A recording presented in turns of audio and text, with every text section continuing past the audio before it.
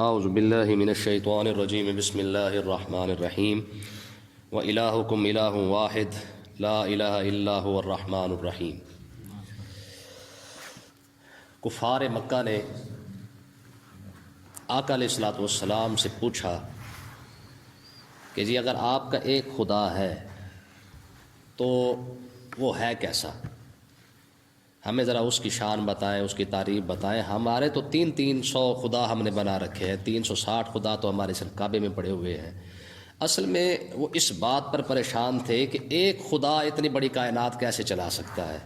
ہمارا تو بارش کے لیے خدا الگ ہے، روزی کے لیے الگ ہے، کاروبار کے لیے الگ ہے، خوشی کے لیے الگ ہے، غمی کے لیے الگ ہے۔ تو ہم نے ہر کام ایک ایک خدا کے سپرد کر رکھا ہے۔ تو یہ کیسے ممکن ہے کہ ایک ہی خدا جو ہے وہ اتنے بڑے نظام کو بھی چلا رہا ہو اور اتنے بڑے کاموں کو بھی صرف اکیلا چلا رہا ہو۔ اور دوسرا ان کے لیے مسئلہ یہ تھا، وہ کہتے تھے کہ پھر ہے تو پھر نظر کیوں نہیں آتا؟ ہم تو اپنے خدا کو سامنے دیکھتے ہیں۔ ایک تو آپ کہہ رہے ہیں کہ خدا بھی ایک ہے، دوسرا آپ کہہ رہے ہیں کہ پھر وہ سامنے بھی نہیں ہے، نظر بھی نہیں آتا ہے۔ تو اس کا جواب یہ جب کفار مکہ نے اعتراضات کیے تو اللہ تبارک و تعالیٰ نے اپنی شان بھی بیان فرمائی اور اپنا جو ہے وہ جو نشانیاں تھی دوسری وہ بھی دکھائی کہ اگر تم دیکھنا چاہتے ہو تو تمہیں خدا ہر جگہ پر جو ہے وہ اس کی نشانی اور اس کی قدرت ہر جگہ نظر آ ضرور جائے گی، لیکن دیکھنے کے لیے عقل بھی تو چاہیے نا جی۔ آگے دیکھیں جی، اللہ تبارک و تعالیٰ نے ارشاد فرمایا کہ جب کفار مکہ نے کہا جی کہ تمہارے خدا کی شان کیا ہے، تو فرمایا وَإِلَٰهُكُمْ إِلَٰهٌ وَاحِدٌ، تمہارا خدا جو ہے وہ ایک خدا ہے۔ یہ اس کی پہلی شان ہے، وہ تنہا ہے، اس کے ساتھ کوئی اس کا شریک نہیں ہے۔ لم یلد ولم یولد، یہ اس کی پکی شان ہے کہ جناب نہ اس کو کسی نے جنا ہے نہ اس نے کسی کو جنا ہے۔ تو یہ اس کی شان ہے کہ ہے ایک اور ہے کیسا، لا الہ الا ہو، اور نہ تو کوئی اور خدا ہے، لیکن جو وہ خدا ہے هو الرحمن الرحیم، وہ رحمت فرمانے والا بھی ہے، مہربان بھی ہے۔ ٹھیک ہے، وہ خدا جو ہے وہ ایسا خدا ہے، وہ تمہیں دیکھ کر جو ہے وہ خوش ہوتا ہے، تمہیں دیکھ کر وہ راضی ہوتا ہے، تمہارے سامنے تمہاری تکلیفوں کو ختم کر کے وہ تم سے راضی ہوتا ہے۔ وہ تو ہر وقت تم پر مہربانی اور رحمت فرمانے والا ہے۔ اگر پھر بھی تمہیں سمجھ نہیں آتی ہے تو آگے اللہ تبارک و تعالیٰ نے 8 نشانیاں اپنی بیان فرمائی کہ رب موجود ہے۔ اگر تم ان 8 میں سے کسی ایک کو بھی دیکھ لو تو اللہ تبارک و تعالیٰ کی قدرت اور اس کا جلوہ ہر جگہ نظر آ جائے گا۔ کیا ان فی خلق السماوات والارض، فرمایا کہ زمین اور آسمان کے پیدا کرنے میں بھی اس کی نشانیاں ہیں۔ اب دیکھیں اتنی بڑی زمین یہ پانی کے اوپر کھڑی ہوئی ہے اور یہ خود بخود تو کھڑی ہو نہیں سکتی ہے، ٹھیک ہے۔ یہ آیت جو ہے نا یہ نیچریوں کے لیے، یہ جو سر سید وغیرہ تھے، ٹھیک ہے، سید تو خیر نہیں تھا سوری، وہ قادیانی تھا، تو لیکن یہ ضرور ہے کہ نیچری اور دوسرے ملحدین جو آج کل ہماری یونیورسٹیز کے اندر جو ہے وہ یہ پڑھایا جا رہا ہے، جناب ان کو کہا جا رہا ہے نہیں جی یہ سارا نظام خود بخود چل رہا ہے، تو یہ آیت جو ہے وہ ان پر بہت بڑی زبردست دلیل ہے۔ فرمایا کہ یہ تم دیکھ لو اتنی بڑی زمین ہے اور کھڑی بھی پانی کے اوپر ہے، تو بغیر کسی قدرت کے، بغیر کسی کے کھڑا کرنے کے یہ کیسے پانی کے اوپر کھڑی ہو سکتی ہے؟ ٹھیک ہے۔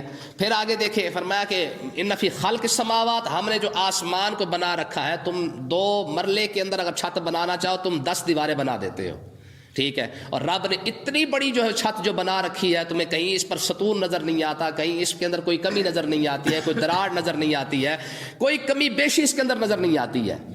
تو کیا خیال ہے یہ خود بخود بن گیا، یہ خود بخود بچھ گئی ہے؟ نہ، آخر کوئی ہے نا جس نے اتنے ڈسپلن کے ساتھ، اتنے کمال کے ساتھ جو ہے وہ آسمان بھی بنا رکھا ہے، زمین بھی بنا رکھی ہے۔ تو جب غور کرتے جائیں گے تو اس طریقے سے جو ہے وہ اللہ تبارک و تعالیٰ کی یہ دماغ کے اندر ضرور آئے گا کہ آخر کوئی ہے جس نے بنایا ہے، ٹھیک ہے۔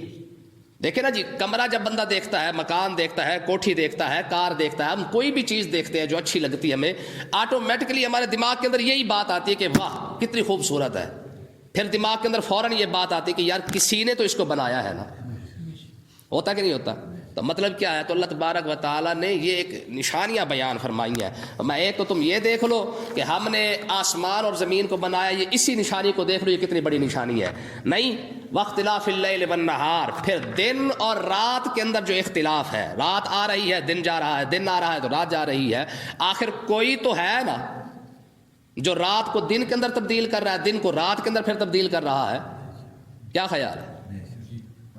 سمجھے کہ نہیں؟ یہ اتنا بڑا نظام اور بغیر کسی ٹکراؤ کے، بغیر ڈسپلن کے خراب ہوئے، یہ خود بخود نہیں چل سکتا۔ آخر کوئی تو ہے جو سورج کو وہاں سے کھینچ کے نکالتا ہے، کوئی تو ہے جو بغیر جناب 1 منٹ کا وقفہ کیے جناب سورج اسی مقررہ ٹائم پہ ڈوبتا بھی ہے، مقررہ ٹائم پہ پھر نکلتا بھی ہے۔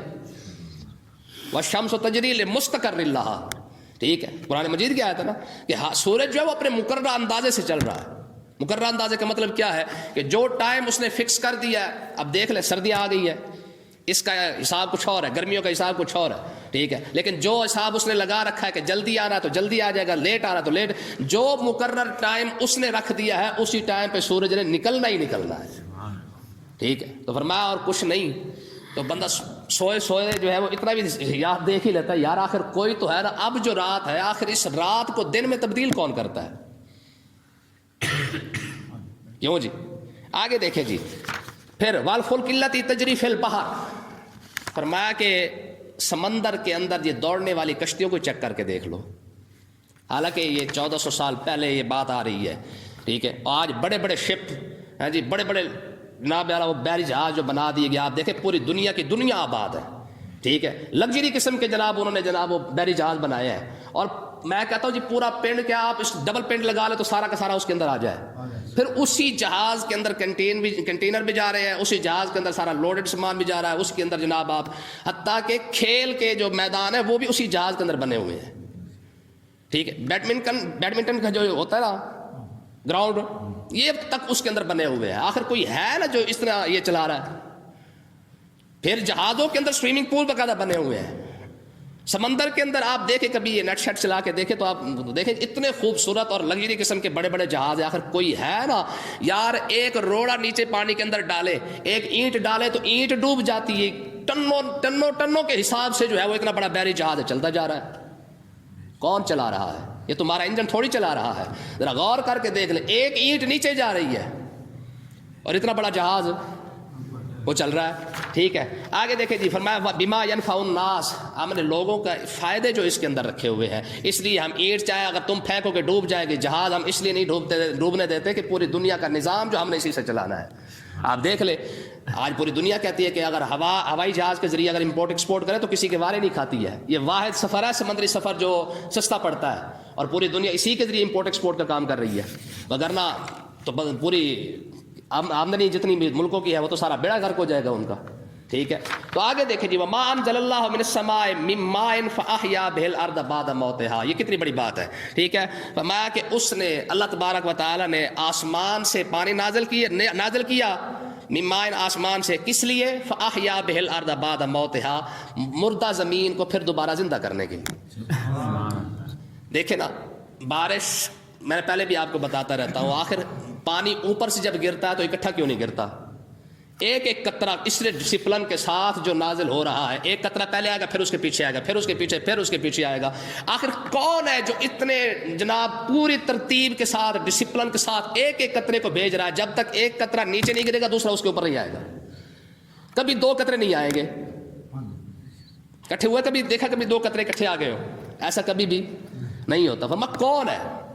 کبھی بندہ سوچ کے تو دیکھے آخر ہے تو صحیح نا، وہ نصرت فتح علی خان نے ایک پڑھی تھی، کوئی تو ہے جو نظام ہستی چلا رہا ہے وہی خدا ہے، دکھائی بھی جو نہ دے نظر بھی وہ آ رہا ہے وہی خدا ہے، ٹھیک ہے، دکھائی بھی نہیں دیتا لیکن نظر پھر بھی آ رہا ہے، اگر دیکھے بندہ غور کر کے تو پھر ہے نا، ٹھیک ہے۔ تو آگے دیکھیں جناب، ہم نے مردہ زمین کو کیسے زندہ کیا؟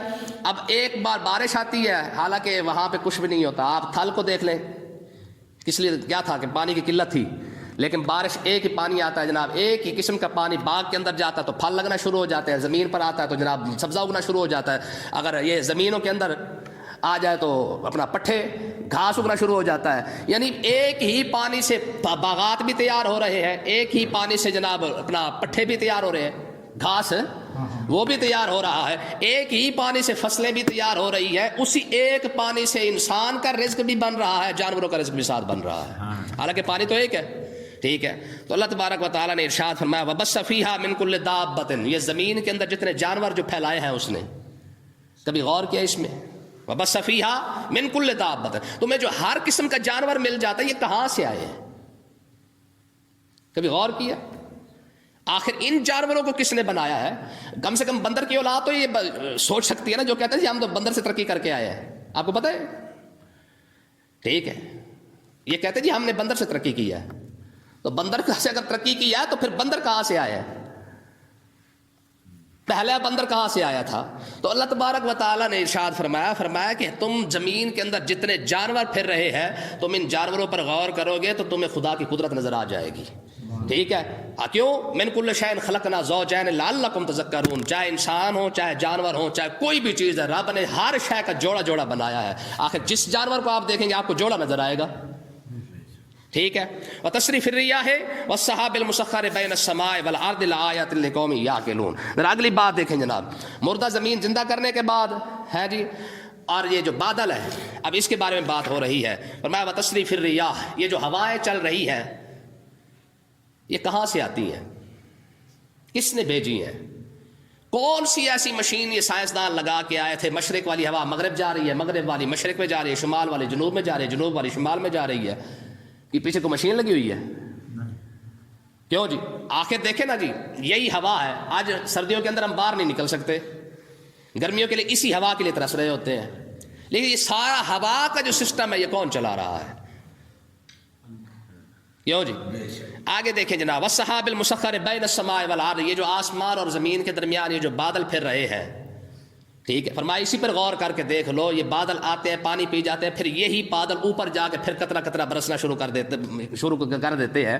فرمایا لآیات لقوم یعقلون، یہ ساری نشانیاں ہیں کس کے لیے؟ لقوم یعقلون، عقل مند لوگوں کے لیے. جو غور کرتا جائے گا کبھی بھی وہ بندہ خدا کی قدرت کا انکار نہیں کرے گا. تو اس کا مطلب یہ ہے کہ جو لوگ آج یہ نیچری قسم کے جو لوگ ہیں، یہ سر سور والے، ٹھیک ہے، یہ جو کہتے ہیں نا جی زمانہ خود بخود چل رہا ہے، اس کا مطلب یہ ہے کہ ان کے پاس عقل ہی کوئی نہیں ہے. اللہ تبارک و تعالیٰ تو فرما رہا ہے کہ جو قوم عقل والی ہے وہ اس پہ غور کرے گی. جب غور کرے گی تو اس کو خود بخود سمجھ آ جائے گا یار اتنا بڑا نظام اور بغیر ٹکراؤ کے، بغیر کسی وجہ کے جناب ہر شے اپنے اپنے مدار کے اندر اپنے اپنے طریقے سے چل رہی ہے. کوئی ہے نا جو ان کو چلا رہا ہے؟ سمجھ آئی کہ نہیں آئی ہے؟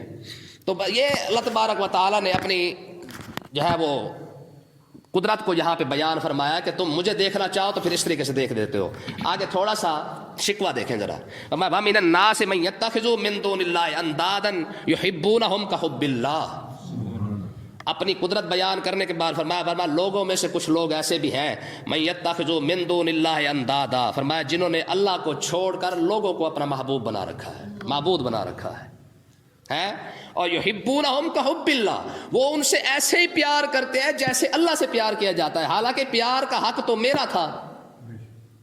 بتوں کو خدا بنا کے ان سے ایسے پیار کر رہے ہیں. کسی نے بچڑے کے آگے کھڑا ہو گیا، کوئی بت کے آگے کھڑا ہو گیا، کوئی کسی کے آگے کھڑا ہو گیا. آپ دیکھ لیں ہندوستان کے اندر 33 کروڑ سے زیادہ خدا موجود ہیں.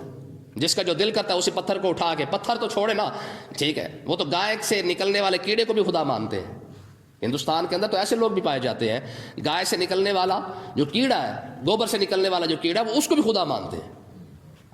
یعنی اتنا انسان جو ہے وہ گر گیا ہے. تو اللہ تبارک و تعالیٰ کا شکوہ دے کے فرمایا کہ یار سب کچھ میں نے بنایا ہے، اسی کو بھی میں نے ہی بنایا ہے، میں اس کے باوجود یہ من دون اللہ، اللہ کو چھوڑ کر کیا کرتے ہیں؟ یحبونہم کحب اللہ، ان سے پیار کرتے ہیں. اور کرتے کیسے ہیں؟ جیسے اللہ سے پیار کرنا چاہیے تھا.